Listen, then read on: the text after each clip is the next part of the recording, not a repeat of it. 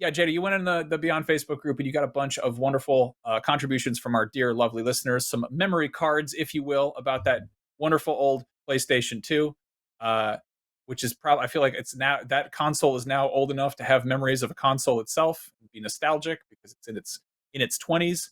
What do we got? What do we got? What's a good one? Yeah, so I'll start off with one because she mentioned a game that I very much loved during my time with the PS2.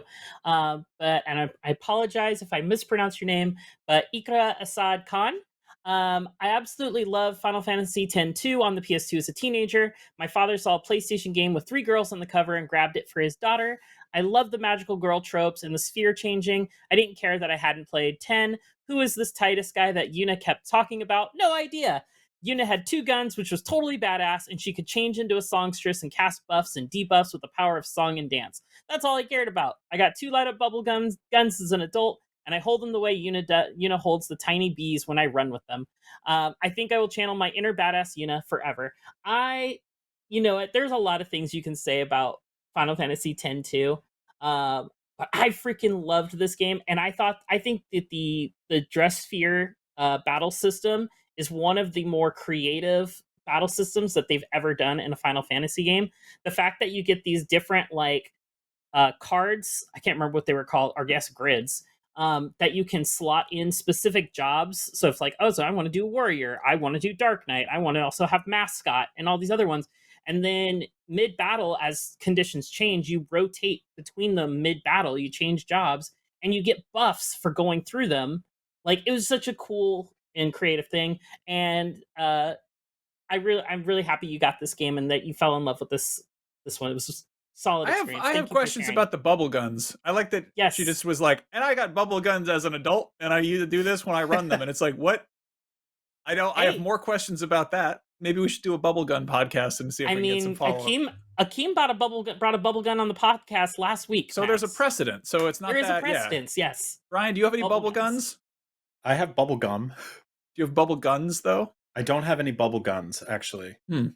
My child has a lot of bubble wands and bubble water or whatever it's called, soap. But she goes for melee over ranged bubbles, I guess. Yeah. That's I think bubble guns are cheating. I almost bought a bubble gun for my cat because he loves bubbles. Little Atreus loves to chase bubbles, but I went for the stationary, kind of bubble machine. So I went kind of industrial turret based with my bubbles. Fair enough. Yeah, good old tower defense. I like it. Yeah, tower defense. Yeah. Let's see, what else do we have? Kevin Garaventa. I got my own PS2 after my college roommate showed me God of War, and I had to have one so I could play the whole game for myself in my room, as well as Shadow of the Colossus and Guitar Hero.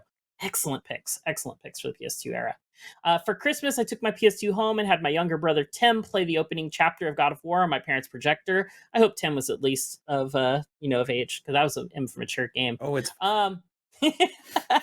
on the wall, Kratos measured about 6 inches, while the main Hydra head was probably 8 feet tall, and shrieked with the full force of my dad's speaker system. All Tim could say was a single curse word when the Hydra screamed in Kratos' face at the start of the fight. I want to know what the curse word was.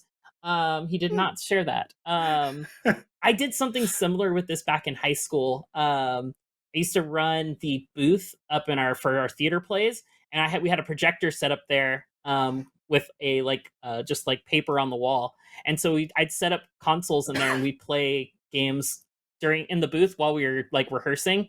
So in between light and sound cues, because I knew all my stuff, I was just like, okay, I'm listening for this line, but I'm also playing Sonic or playing whatever on my PS2 up in this booth. And then we also did that for after the show, our what do they call it? It's been so long since I've done party. One. Thank you. Rap party, my brain. During the rap party, we'd bring down the whole projector in the actual auditorium for the theater, and we'd play Halo and oh man, that's awesome. That's so cool. Burnout and stuff on it. It was so much fun. Yeah, something I don't think we appreciate enough, and this is one of those things the kids don't know how good they have it. But TVs used to be small, Yeah. I feel like the smallest TV you can get as a flat screen is unless you're going out of your way, it's something 32 inches or whatever, and that was a decent sized CRT back in the day. And like a projector was nuts. That was unheard of. Like it was wild to have something that big in your house playing games on it. And I also loved it, like saying that, oh yeah, like Kratos was only 6 inches tall, and I was like, it's not a very big projector. And then I remembered that, like, yeah, in the old games he was like, they would kind of scale it out. But now he takes up like a quarter of the screen because he's just lumbering around right in front of the camera, just down in front there. Yeah. No, freaking good old God of War. What were your guys's? You guys have PS2 memories?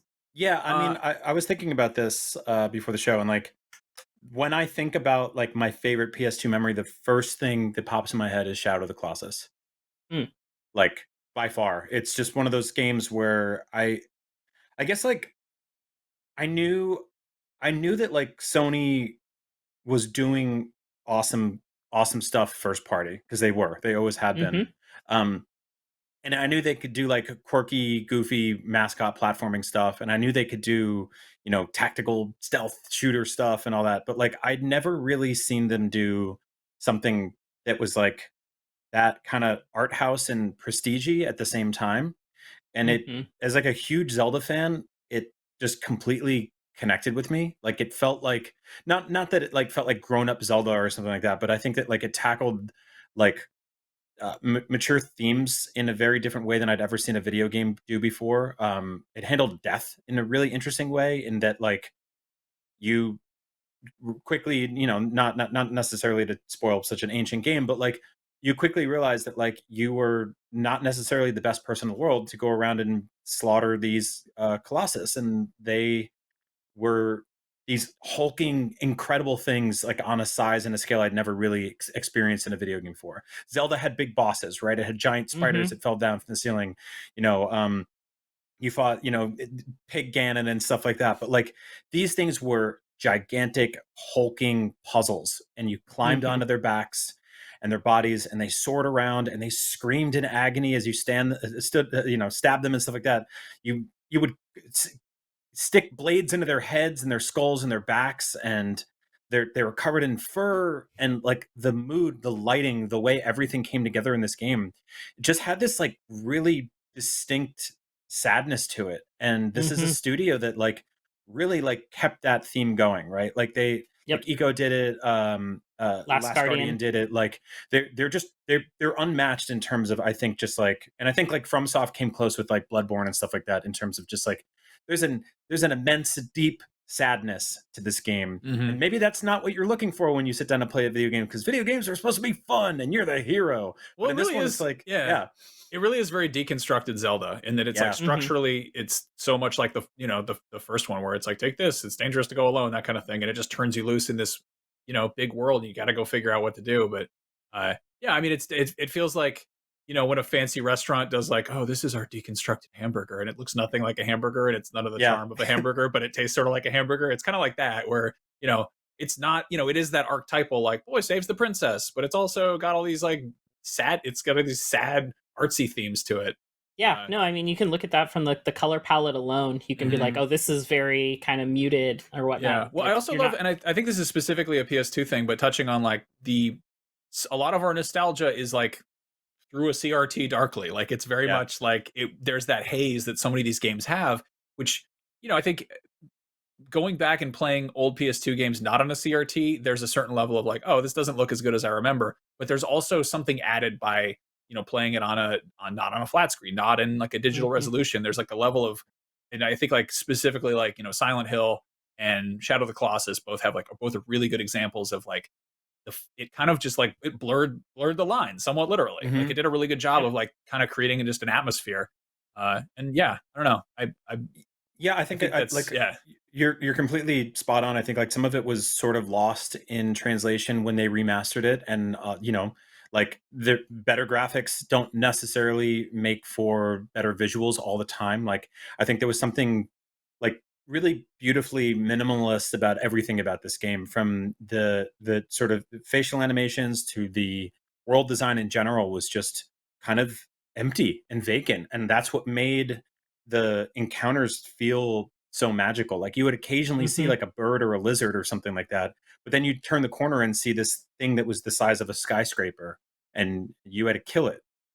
And there's just something about that just gives me chills, because I don't think anyone's ever truly recaptured that feeling. And we've gotten a bunch of awesome open world games and great Zelda games and great adventure games and stuff like that. But like Shadow of the Colossus is just such a special thing to me. It is just intrinsically connected to the PS2 as a whole. I remember playing it with like one of my best friends at the time. It was one of the last games we played together before he moved away.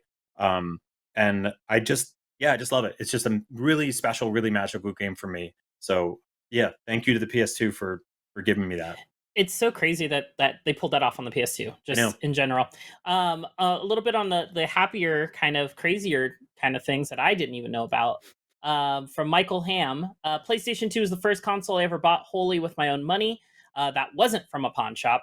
Shout out to pawn shops out there. So I got my copy of Ocarina of Time. I saved up my summer work money to get Gran Turismo 3 bundle so I could hear Snoop Dogg rap about having a PT Cruiser in the game. This is a real thing. I listened to the track after seeing this comment.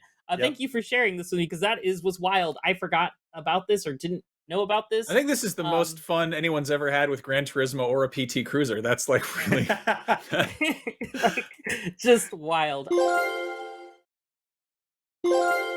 And then Calvin AG or Calvin Ag, Christmas 2001, the original Metal Gear Solid quickly became one of my favorite games of all time, and I absolutely could not wait to play the sequel. When I came home from college, all I wanted to do was play it. I said a quick hi to my family, shut my bedroom door, and spent the next 3 days eating, breathing, and thinking about Metal Gear Solid 2. The twists, the turns, the insanity of that game is something I will never forget, for better and for worse. Max, you're a big Metal Gear fan, yeah, right? this thing that Calvin's describing is very specifically that's probably where my fondest PS2 memories lie. The summer leading up to MGS2 coming out, and like it's hard to point to a game. It's definitely like very rare for a game to make such a massive technological and stylistic leap between entries like this.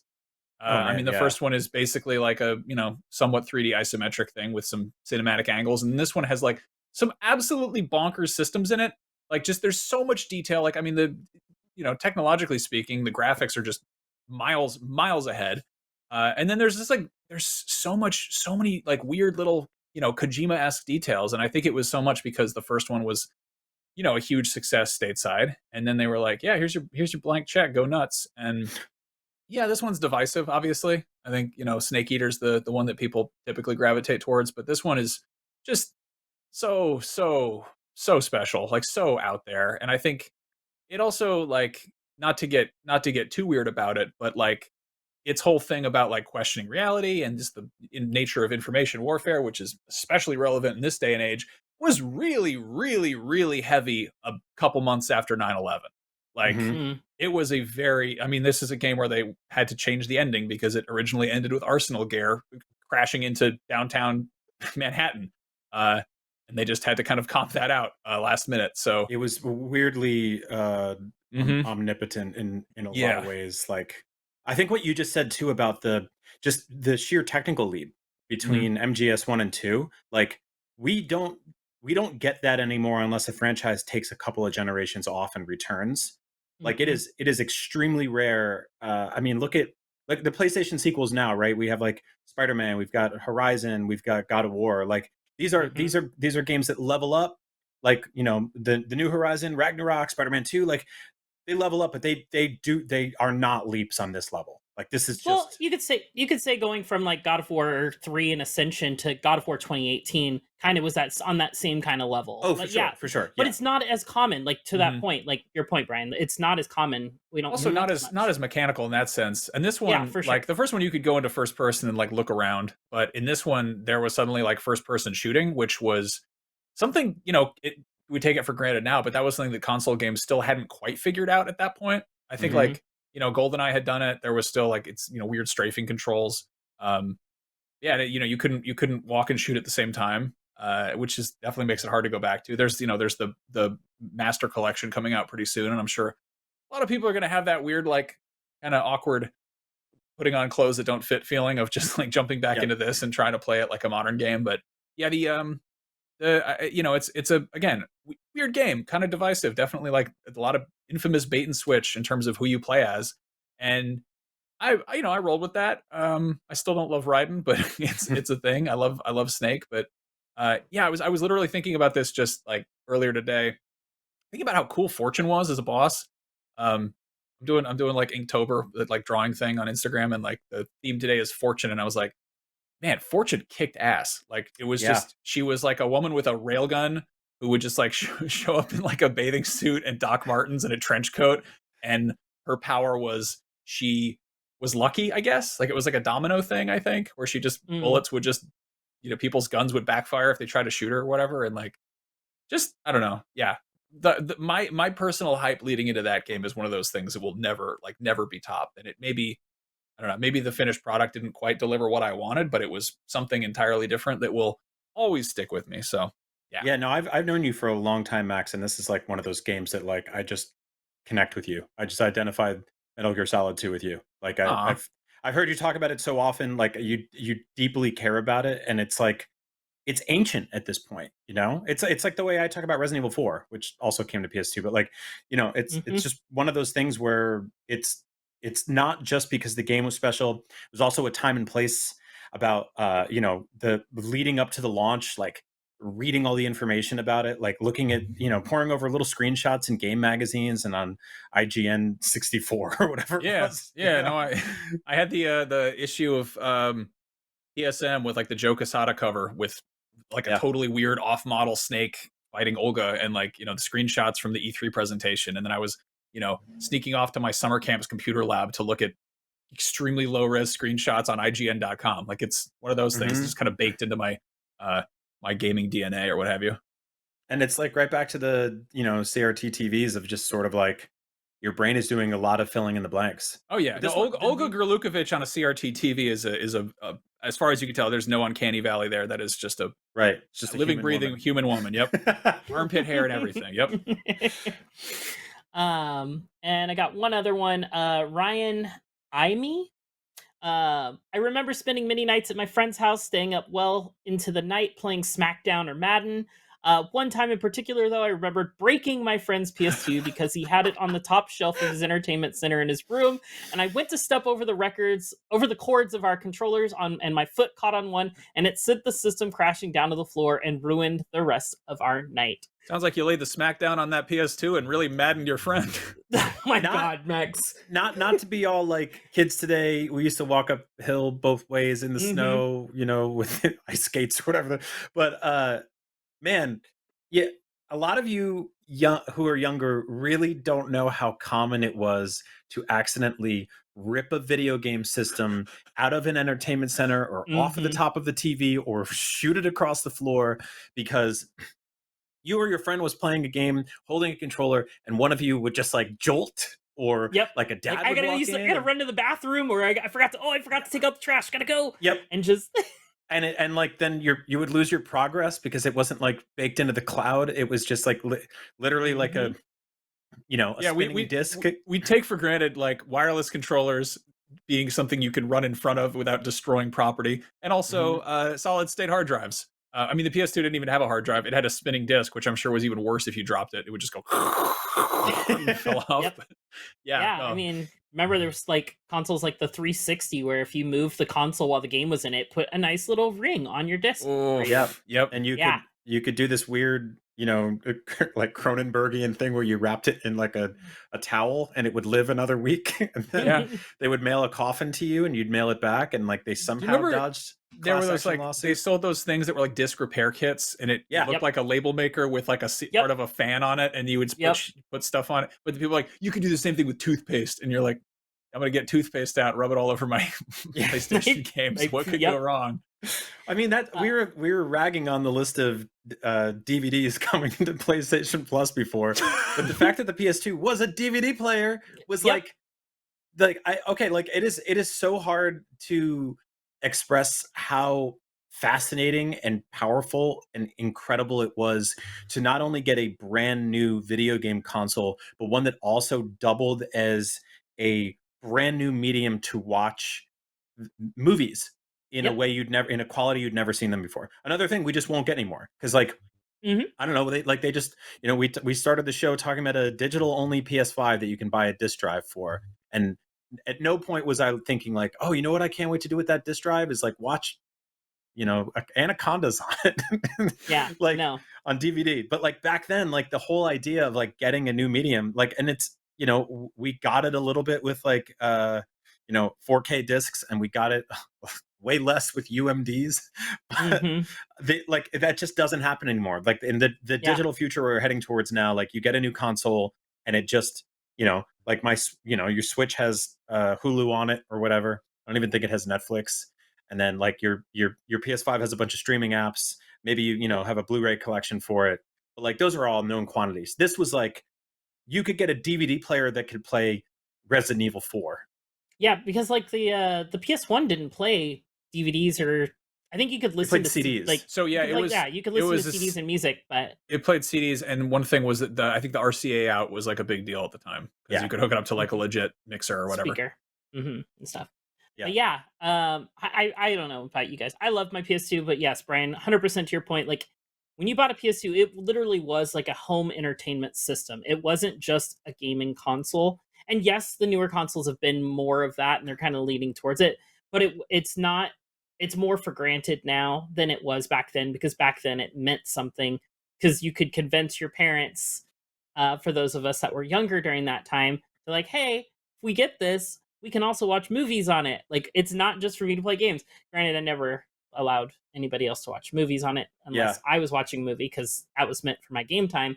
But I love my PS2. I spent a whole summer mowing lawns and doing chores and doing everything, I had saved up birthday money, and I used to get like rewarded for straight A's in school, so I'd get a little bit of money from that. And I saved it all up for the PS2 that summer, or that summer before the PS2, and bought my PS2 on my own.